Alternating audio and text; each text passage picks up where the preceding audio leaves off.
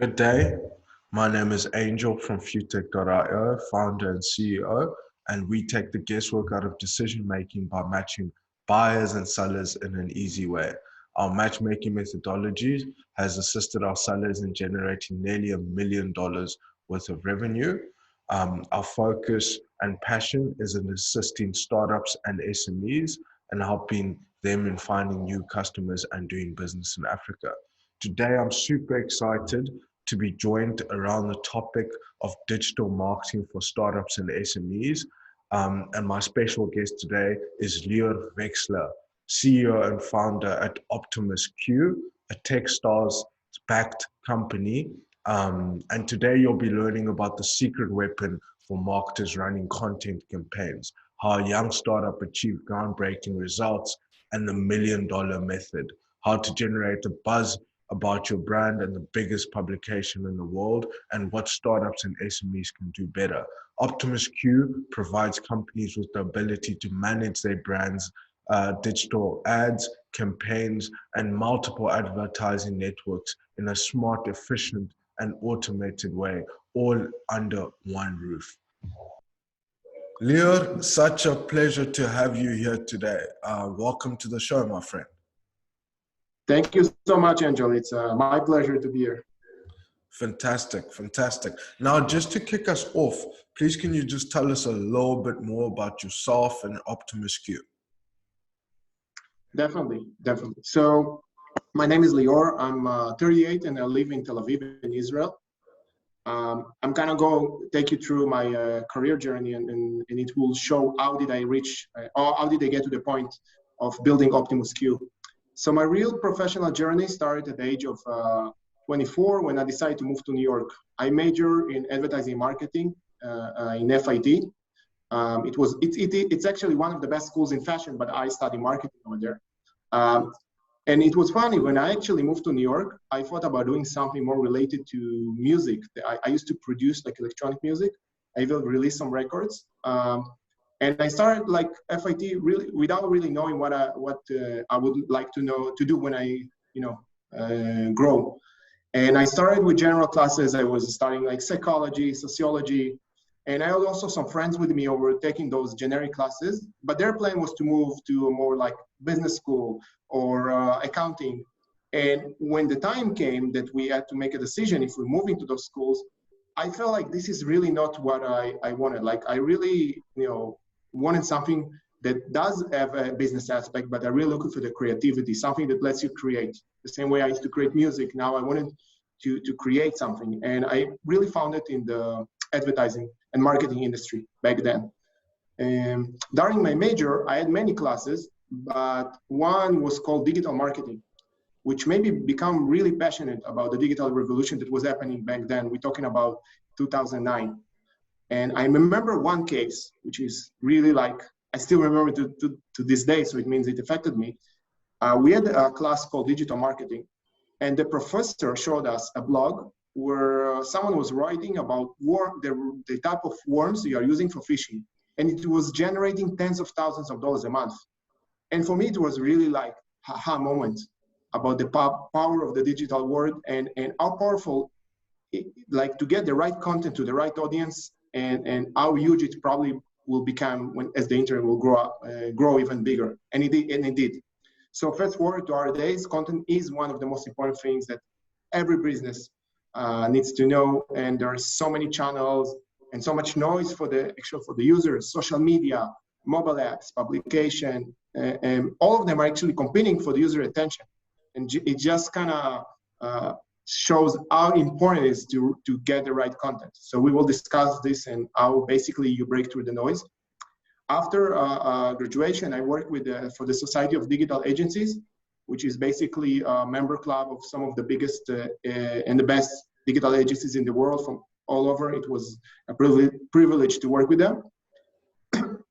Then I moved back to Israel, and I joined a company called ironSource, which I spent there 5 years, learned so much, and later it became one of the biggest IPO ever Israeli company made. And then after ironSource, I established a branch of, it's called SuperADS, which was my first company. I built a company under another at the company. I brought developers, salespeople. And after this journey where I actually learned how to manage a company from 0 to 1, I decided to start OptimusQ. But actually, a second before I started OptimusQ, I was running different websites, content websites.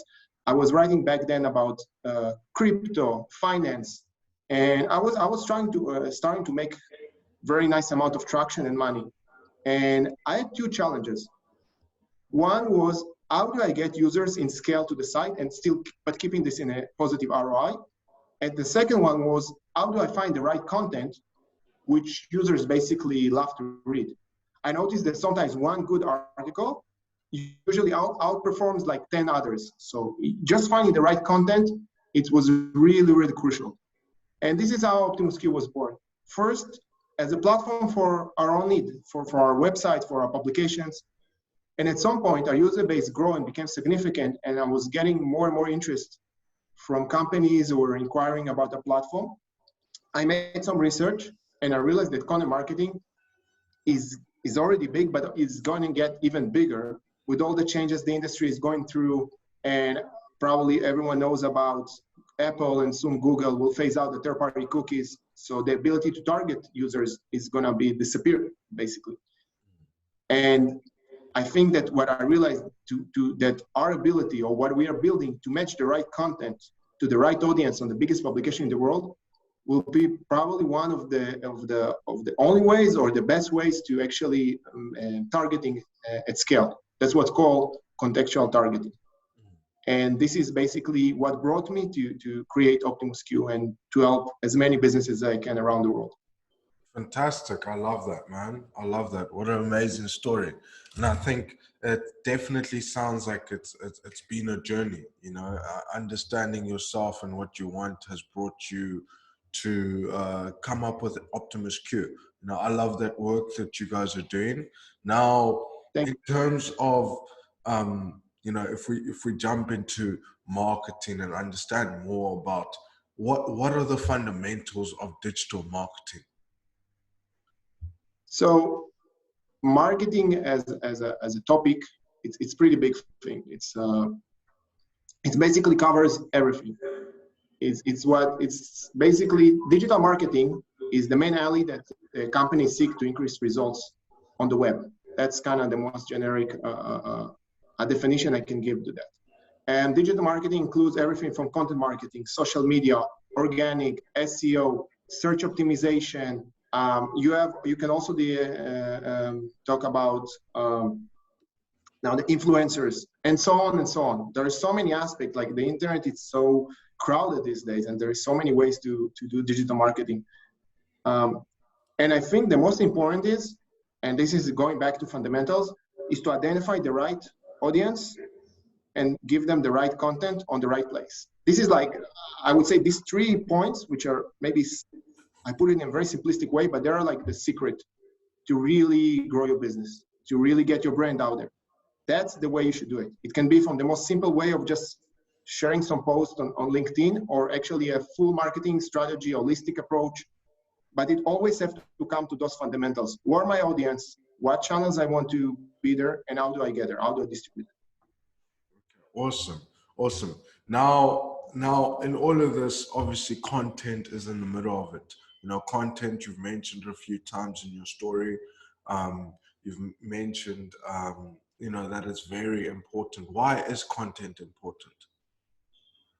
Content. So I think, yeah, that's an amazing question. I think that one of the reasons that content is so important is that basically now when users are so bombarded with social channels, so many banner ads, content is still a way which our user basically consume by a choice. Like they want to consume your content. They want to read about you. It's not something you are pushed to them. And I read an article, actually a survey very recently, that they're saying that users trust more like editorial, like content, than they trust social media. Like a lot of users are actually moving from social media where they less trust. And we all know what's happening in the world and politically and things. So it makes sense that users are less trusting what they see on social media. They feel it's altered versus like a real publication, real content. So that's kind of like the broad answer. But when you actually measure the numbers, there's a lot of researchers that's showing that you, for example, one research says you make 3 times the leads for $1 with content marketing versus other type of digital channels. And it makes sense because you don't just tell the user buy or like something very shallow. You make him engage with the brand, you make him read about it, really live it, really understand what you're doing, and you're building a long-term relationship here.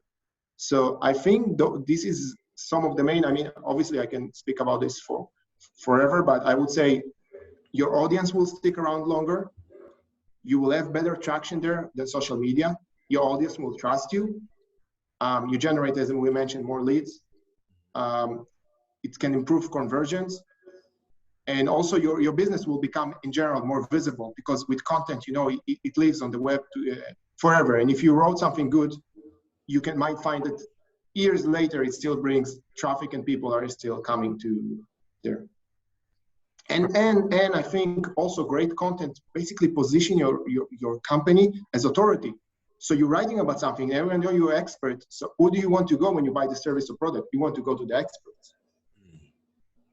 I think that's a great point that you mentioned there. Now, you've been operating, I believe, for about 2 years now, and you spoke about, obviously, content and how over time people are still looking at that content and it has that compound effect. What has been your growth over time?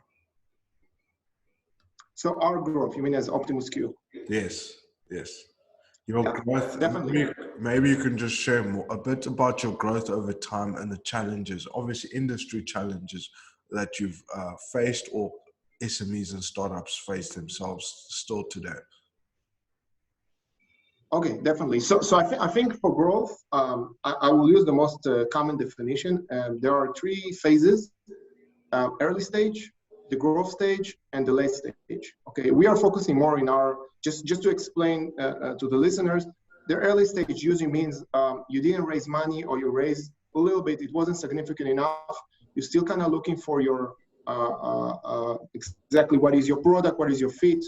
You don't have that much money to actually spend on marketing. Growth stage is usually the stage where you already got a significant amount of money. It can be a big seed or maybe even a round.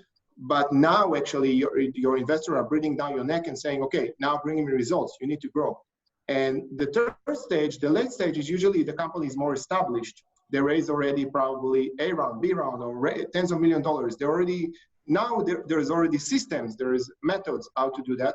And they're just looking to scale increase all the time, but they are already more stable. So we are, I think, focusing, in our discussion at least, we as a service, we give it to all companies, but I think for our discussion, we are talking about the companies who are like either the before, like in the early stage or in the growth stage. And for what are the challenges basically? And I think that the COVID accelerated the digitalization for most companies. The process started a few years ago that, you know, more and more the users are moving more digital, but now the COVID really accelerated this. And companies, to stay competitive in this kind of new economic environment, it requires new strategies, new practices. There are a lot of studies that showing that consumer behaviors have become increasingly digital. So what are the challenges? Let's just name a few, because obviously we can do just a series of podcasts on all the challenges. But for example, you mentioned regulation. So one of the things about regulation, I can give you actually a real example. 1.5 years, 2 years ago, even when I had a website about crypto, at some point, and we were able to run it for a few months, we were actually getting a lot of traction. And then at some point, all our monetization partners, you know, we showed the ads, which brought us the money, says, okay, no more crypto.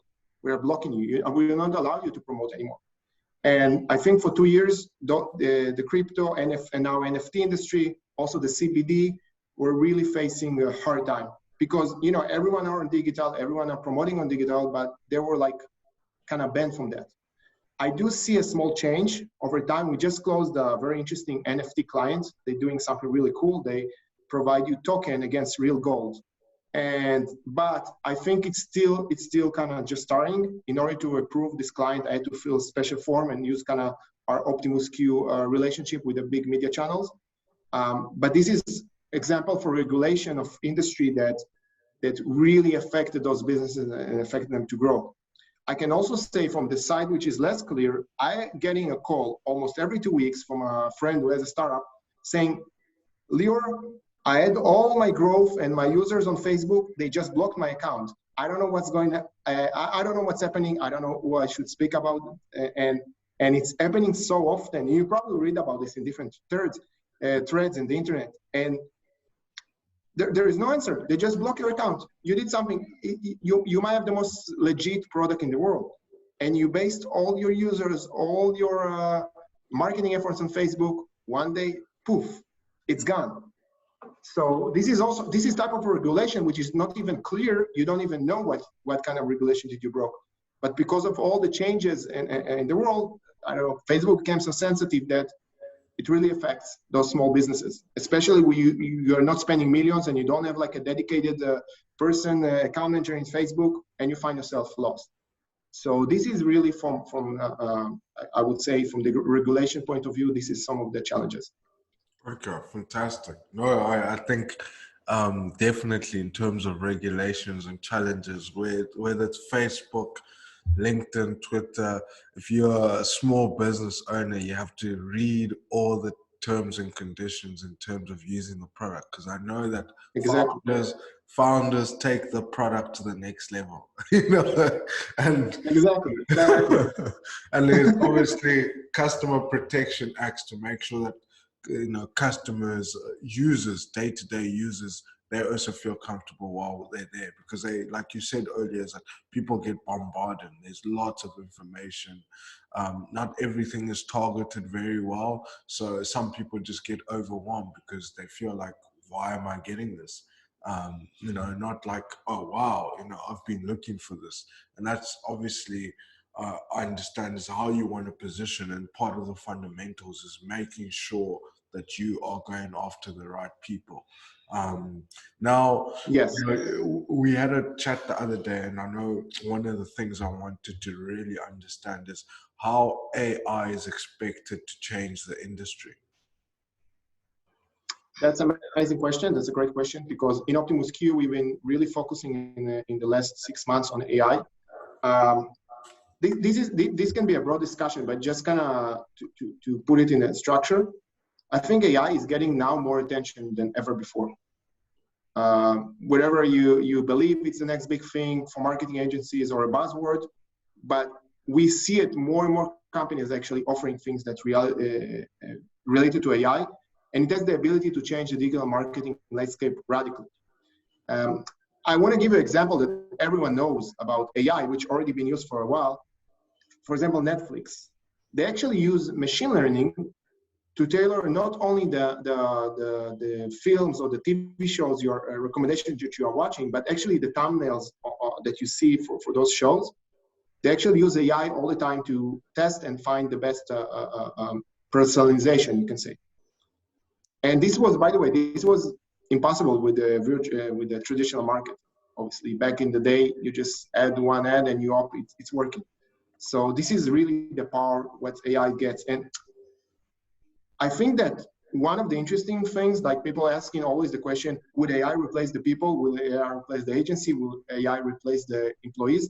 But we should remember that while AI has the capability to do things a large scale, at the same time, the amount of data that's available now is growing daily.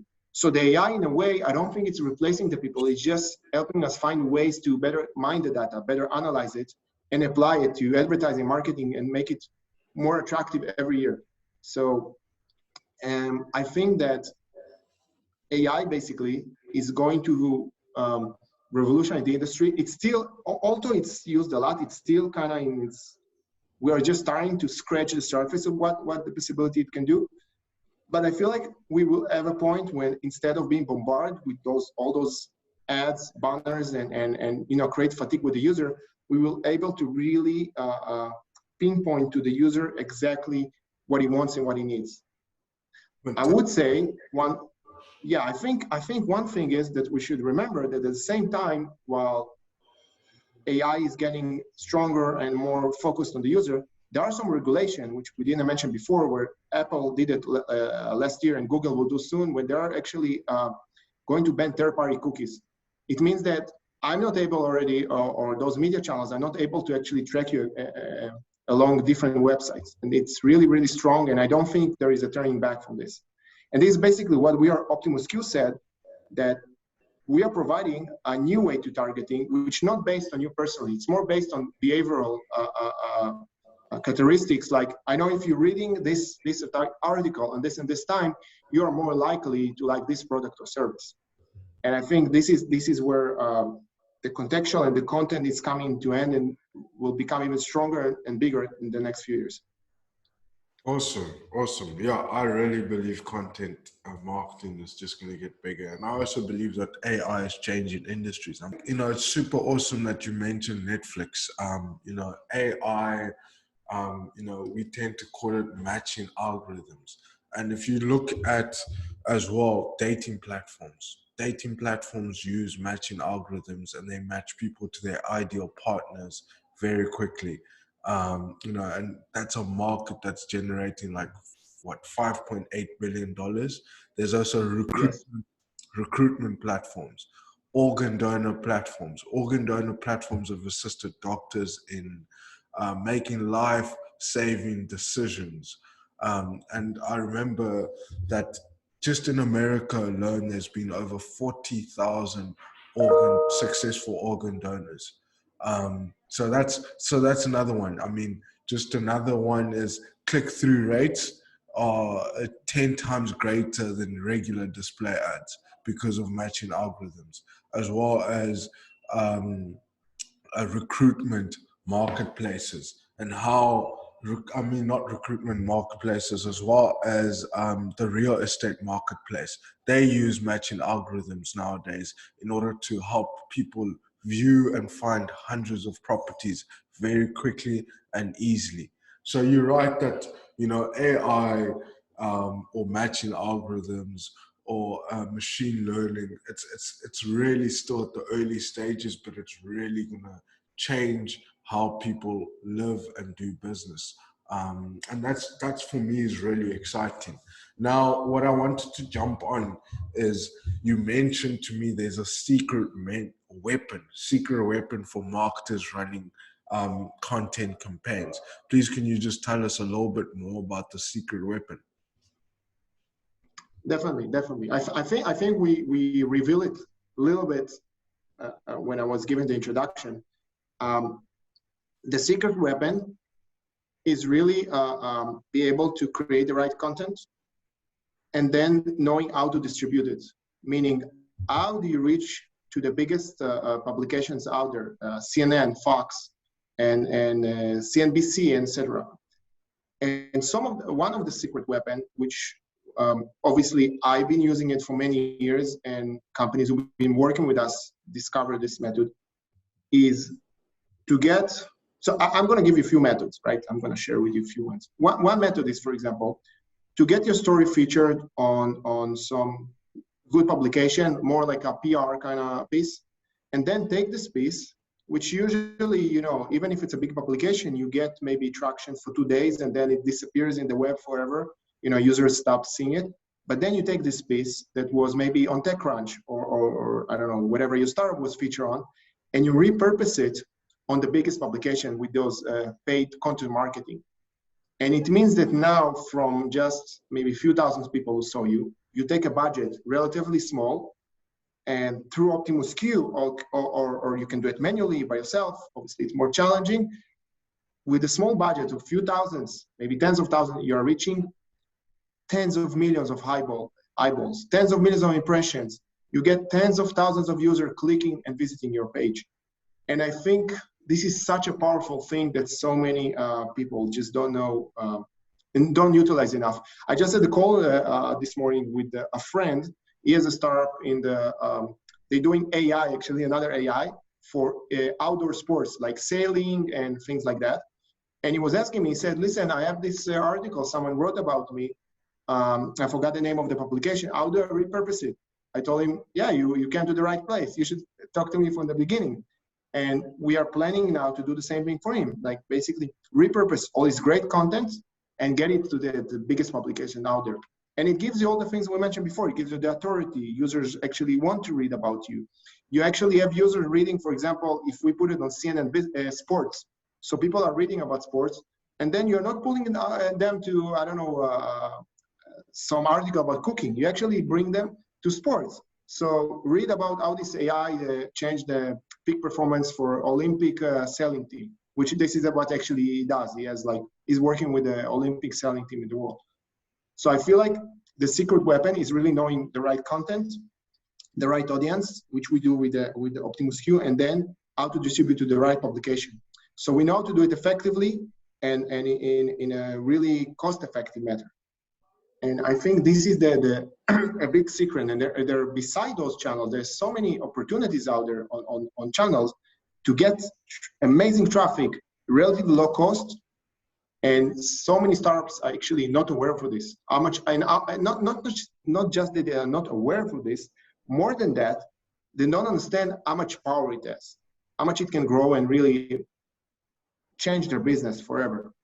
And this is what I always try to, whatever friends with startups always, or our clients, I always sit with them and explain them the power and why they should start invest as early as possible in their brand, in their marketing, in their position.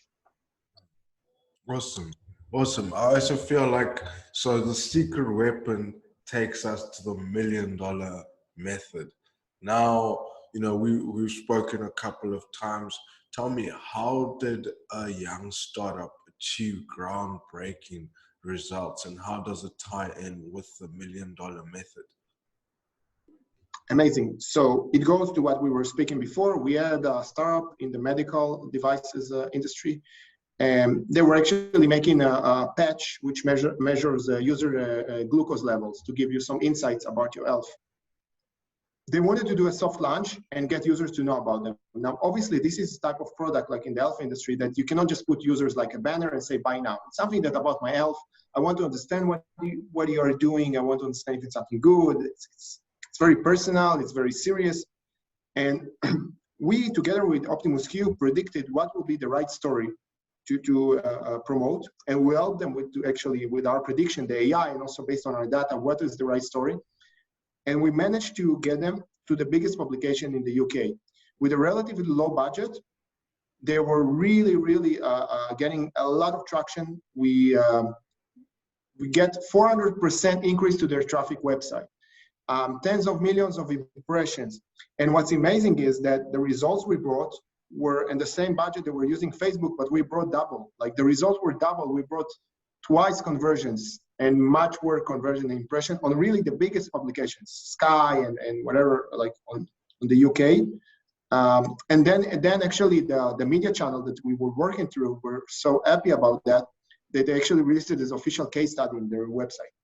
So now it's actually official case study in a very serious big media channel. Wow, congratulations, man. Thank you. That's really super, super awesome. Now, while we're still on that note, maybe, you can share some pointers as to how to generate a buzz about your brand in the biggest publications. Definitely. So we spoke about the system, not the actual content. But I think what requires to really generate buzz is kind of growth hacking mode, growth mindset, you can say. And you really have to understand, it's starting from the basic of understanding what are the hottest topic, what is the most interesting for people to read now. One of the things we are working on, it's still kind of in the beginning, we are getting signals now about what is the right content from platforms like Twitter, Reddit, Quora. So we're actually able to match and see, let's say you're selling health. So we know what was the topics that in Quora that got the most attention, or in Twitter, or in Reddit and other platforms.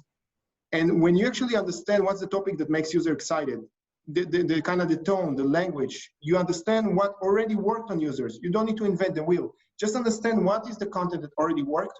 You write it very well. Of course, content is super important to really write it well. And then with the right ads, again, content, the right image, the right title. You need to find the right combination and obviously it requires some testing, which we do on OptimusQ, and then you distribute it to the biggest publications. And the results is amazing. Like, I cannot explain for me how exciting it is when you try different things, you try different articles, and when you really hit with one article, it really becomes like a hit. You see amazing, you see 10 times better results than all the other articles.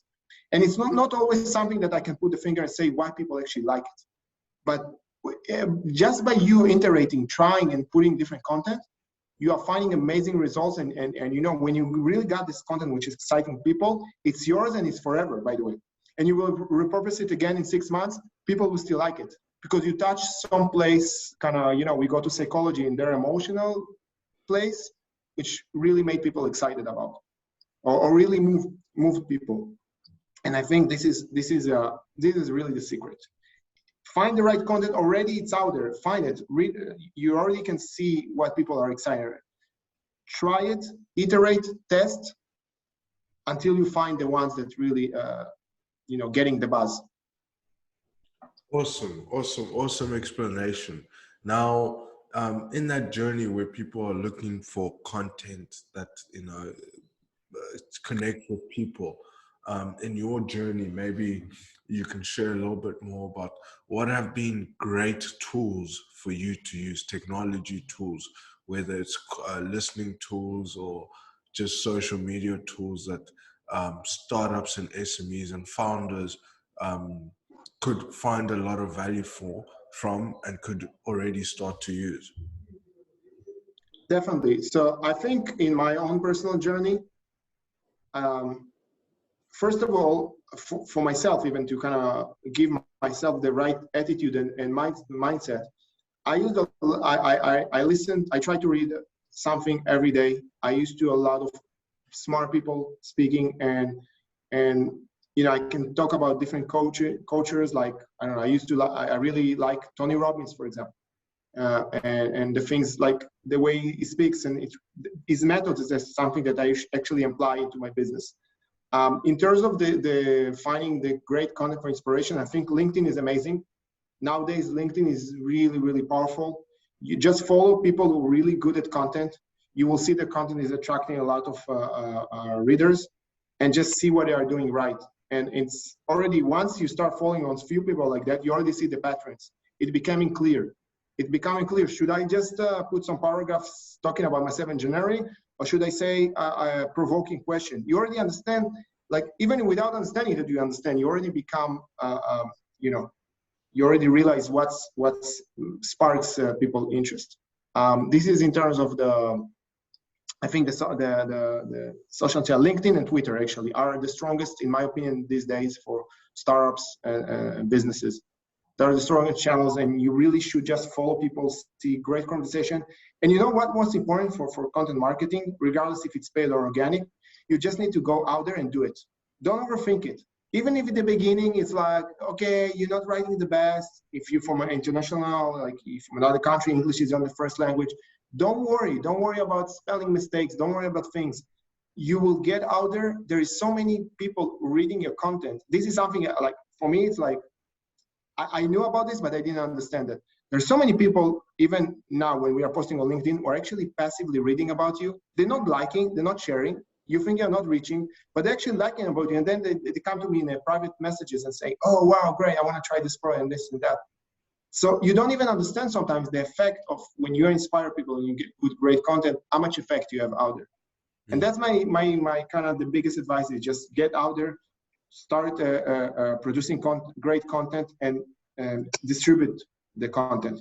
Well, later, when you're in a stage where you already start your journey, you can come to companies like OptimusQ or any other tools and just help you to really scale it up and go big, Yes, 100%, 100%. And what can startups and SMEs do better?